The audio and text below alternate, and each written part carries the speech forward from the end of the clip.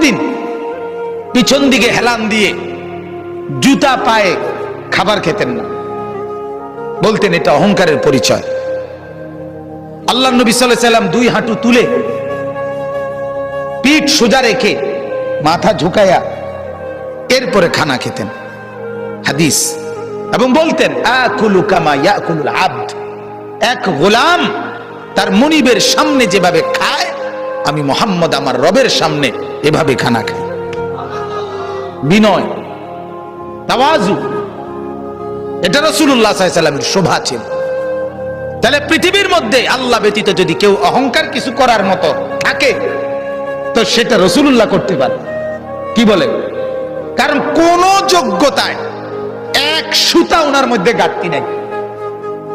বলেন না, যত যোগ্যতা কল্পনা করা যায় এর কোনটার মধ্যে উনার কোনো ঘাটতি ছিল?